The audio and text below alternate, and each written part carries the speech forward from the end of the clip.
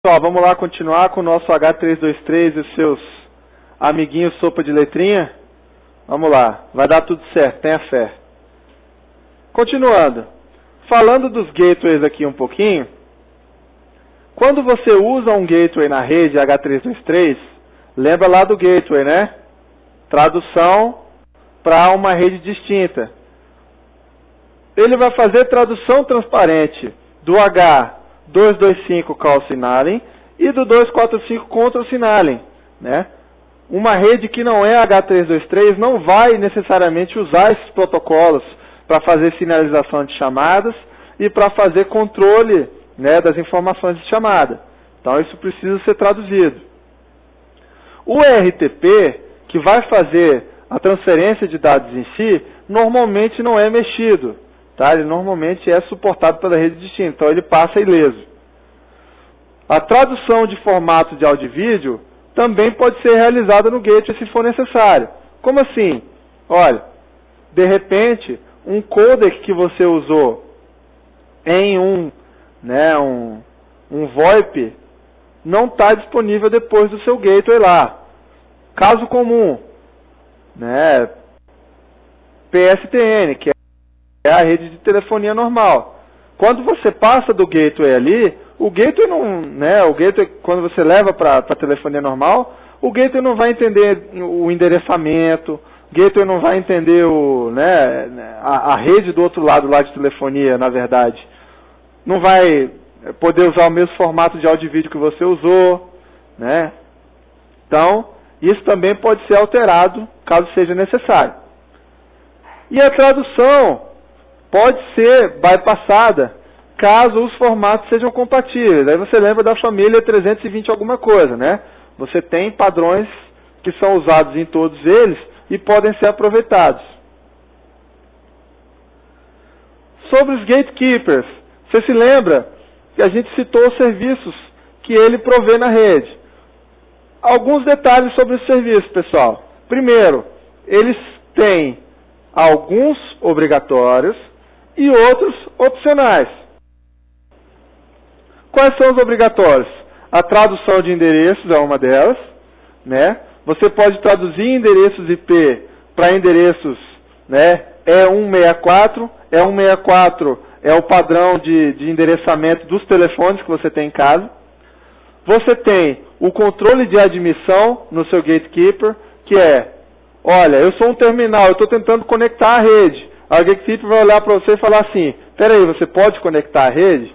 Aí ele vai controlar se um terminal pode estar na rede ou não. O admission control pode ser nulo, isso é, ele pode assumir que qualquer terminal pode se conectar. Da mesma forma, o bandwidth control, ele pode ser nulo, isso é, o gatekeeper pode aceitar conexões de VoIP até a hora que ele achar necessário, tantas quantas conexões forem abertas. Ou ele pode ter um limite de ligações atingido, né? Quando você chega a esse limite de uso, o gatekeeper passa a negar conexões novas até que, né, a situação seja resolvida, né? Você pode fazer um controle de uso de banda aí. E o gatekeeper vai ter, né, a função de fazer a coordenação dos dispositivos que estão dentro da sua zona de atuação, o Zone Management, né? Como serviços opcionais dos gatekeepers, você tem a sinalização de, né, o call control, né?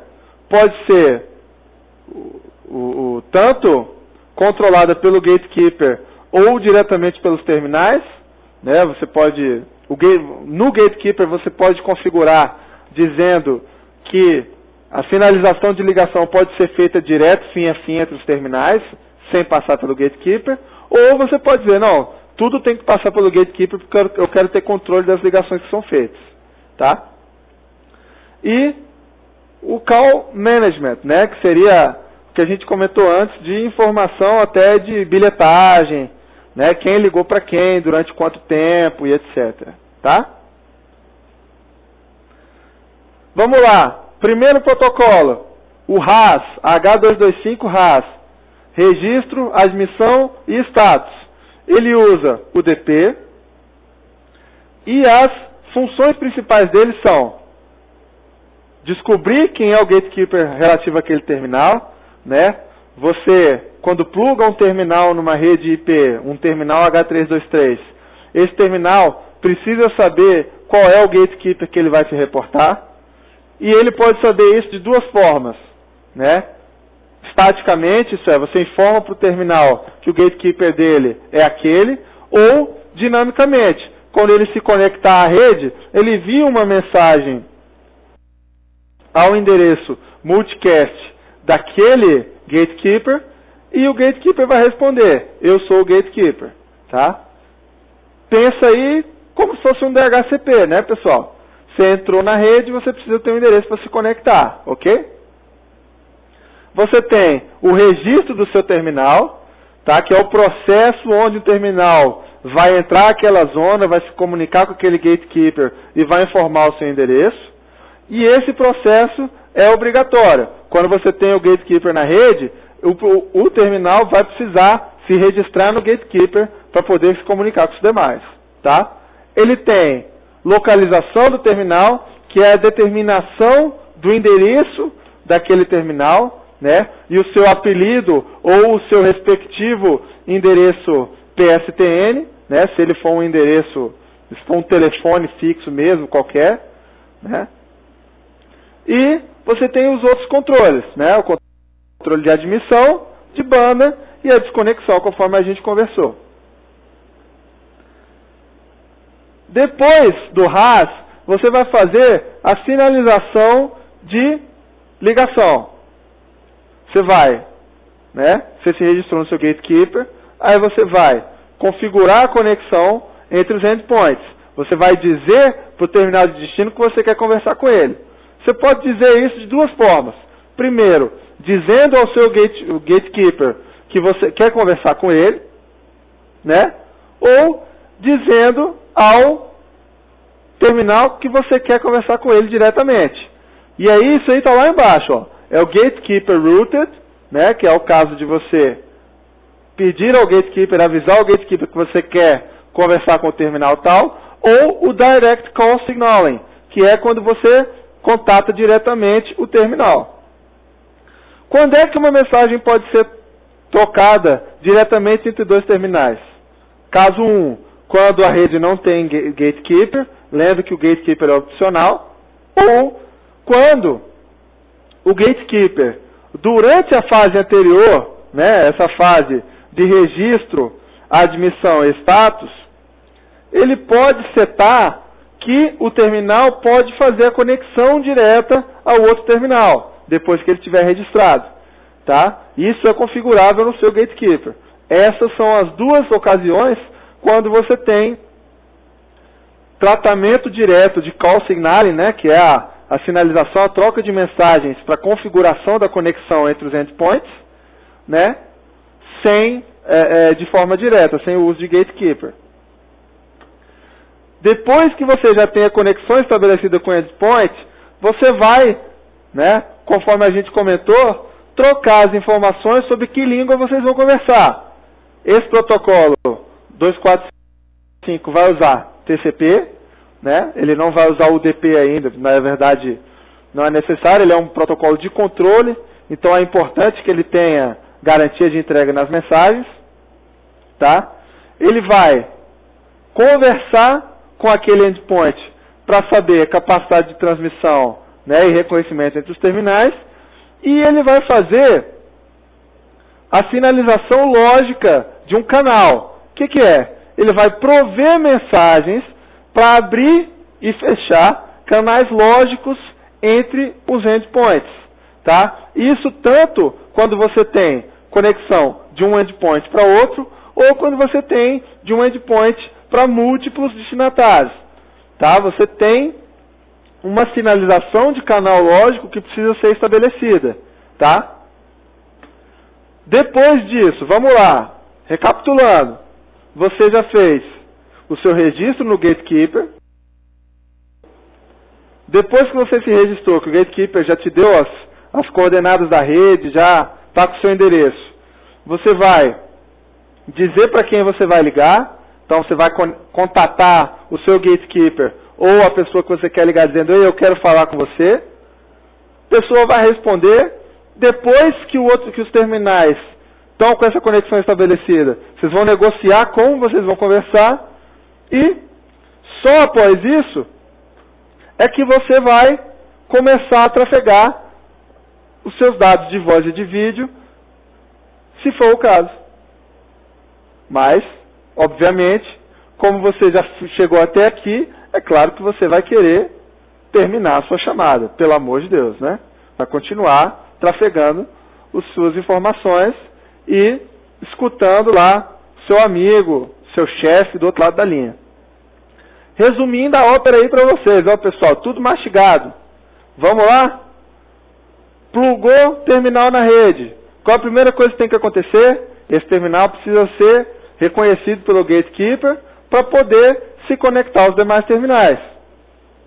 Então, primeiro passo, ele vai fazer o H225 RAS, né, registro de admissão. Depois que ele fez o registro de admissão, ele pode começar a configurar a chamada com o endpoint de destino via H225 Call Signaling. Depois que esse caminho entre os endpoints, né, da chamada está estabelecido, eu posso negociar como eu vou fazer isso, né, quais são os códigos que a gente vai usar. E aí, você efetivamente passa a trocar as mensagens de multimídia, aí utilizando o Real Time Protocol via UDP e o RTCP via UDP também. Trafegou tudo, terminou. Vamos desligar? Processo inverso. Se você está em RTCP, o que você vai fazer? Você vai, o H245, fechar, né, a parte de sinalização de controle. Depois, o H225, Call Signaling. E por último, né, a parte de registro e admissão. Tá mole assim, não tá não, pessoal? Um exemplo de chamada aqui, ó. Aqui tá simples. Ele está tratando o H225 como um procedimento só, tá? Como assim? Olha aqui, ó. Sinalização H225, ele está fazendo o setup, tá? Que são as duas fases, o registro e admissão e a fase de call setup, né? Call signaling. Ele fez isso aqui, ó. Mas pode estar vendo que ele tem um connect já com o endereço H245. H245 vai fazer o quê? Finalização de controle. Vai negociar, olha aqui, ó, Capabilities Exchange. Ele vai negociar as capacidades entre um e outro. Vai transmitir os endereços do RTCP, tá? Para quê? Para você poder começar a trafegar os dados em si lá embaixo. Legal? Então, mais uma vez, para vocês lembrarem. Setup da chamada, com registro de admissão e sinalização da chamada. Depois, negociação das capacidades entre um e outro. Depois, transferência dos dados em si. Beleza? Tá fácil demais, né? Sobre H323, era isso. Agora nós vamos falar de outro protocolo que também tem grande aceitação no mercado, que é o SIP. Ele também trabalha a parte de sinalização, modificação e término da sessão, e também funciona com VoIP e videoconferência, se for o caso. Você tem vários tipos de serviços para essas sessões: localização de usuário, né, recurso, negociação de capacidades e gestão e modificação da sessão. O SIP, na segunda versão, pode usar tanto o TCP quanto o UDP. O UDP é um pouco mais comum, tá? E os componentes básicos de uma comunicação SIP são os agentes e os servidores, né? Os agentes podem ser aplicações nas máquinas clientes ou terminal, mesmo conceito de terminal do H323, né? E os agentes podem ser tanto o AC quanto o AS, né? O AC é o cliente e o AS é o servidor. Então vamos lá. Do tipo servidor, você tem 3 tipos básicos nas redes SIP. Você tem um tipo de servidor que é o proxy, que ele vai encaminhar pedidos de chamadas aos demais servidores. Ele pode operar tanto guardando as informações das conexões, ou como, né, sem guardar as informações das conexões, né? Ele resolve o host, né, de destino de várias maneiras, né? Quando você quer se conectar a um terminal lá, você não vai ter a figura de um gatekeeper, você aqui vai ter uma resolução do endereço no servidor lá via DNS, via busca em banco de dados próprio, ou uma retransmissão para o próximo proxy. Você vai ter um servidor do tipo redirect, que vai redirecionar uma conexão, isso é, você está procurando por um usuário que não está mais disponível naquele servidor, está disponível no outro servidor, aí ele vai te devolver essa informação para que você possa conectar ao servidor correto, destinatário. E você tem um servidor do tipo registrador, né, que vai fazer o serviço de informação das localidades. Cada um vai ter que se registrar para poder usar a rede SIP. E é para isso que esse servidor funciona. O registrador vai usar o SDP, que é, basicamente, um protocolo de descrição de sessões de comunicação multimídia. Ele vai negociar os tipos de mídia suportado, isso é, o mesmo papel do H245 lá no H323, tá? E ele tem, né, um descritor de sessões que possui uma série de valores e atributos para a identificação daquela sessão, né? Destino, né? Origem, qual é a porta, quais são os tipos de mídia que vão ser trafegados e etc, tá? O SDP não vai prover o conteúdo em si, ele só vai dizer quais são os conteúdos que são suportados naquela conexão SIP. Tá? Ele é um protocolo de apoio ao SIP, na verdade. Como é que funciona o SIP? Primeiro, a arquitetura dele, com esses 3 tipos de servidores diferentes, te provê uma grande flexibilidade. Por quê? Porque o endereço do destinatário lá do usuário vai ser sempre o mesmo, independente da sua localização ou endereçamento. Como assim? Olha, o seu terminal SIP, o seu o AC lá, o seu agente SIP, se conecta ao servidor, mesmo quando você está fora. E o seu endereço é o mesmo. Ele vai sempre poder, né, entregar a sua chamada com um endereço fixo. Isso te traz uma grande simplicidade. As sessões podem ter múltiplos participantes, da mesma forma como o H323. Aí você pode usar multicast, você pode usar unicast, você pode usar os dois nesse tipo de conexão, tá? O SIP tem uma adequação natural ao ambiente de colaboração, por quê? Porque ele pode trafegar praticamente qualquer tipo de dado, né? E assim como o H323, ele vai usar o RTP e RTCP para transmissão da mídia propriamente dita. Como é que ele funciona? Ele é baseado em texto, né, que nem o HTTP. Então você se lembra que os pedidos de respostas HTTP, os cabeçalhos são sempre baseados em texto. Mesma coisa no SIP, tá? Você tem alguns métodos básicos aqui de SIP. O primeiro deles é o invite, que é quando você está convidando um outro endpoint para iniciar uma sessão. O EC, que é a confirmação do invite. O cancel, que serve para cancelamento. O options, para negociar as funcionalidades. O register, para registrar aquele apelido de endereço lá no servidor, né? E o by para finalizar a sessão. Para cada método que você invoca, para cada pedido, né, SIP que você envia ao servidor, o servidor te dá uma resposta da mesma forma que o HTTP também. E só tem uma diferencinha. Você se lembra que os códigos de erro no HTTP vão de 100, né, da família 100, até a família 500. Só para lembrar, Família 100, informação. Família 200, sucesso. Família 300, redirecionamento. Família 400, erro no cliente. E família 500, erro no servidor. O SIP, da mesma forma, com essas 5 famílias. E, além delas, uma sexta família, que é o que ele chama de classe de erro global, que é um erro que vai acontecer, que pode acontecer em qualquer servidor. Quando ele sabe que um erro, né, uma chamada incorreta, por exemplo, não pode ser tratada por qualquer servidor SIP, ele vai retornar um código de erro da família 600. Próximo bloco, continuamos falando de SIP.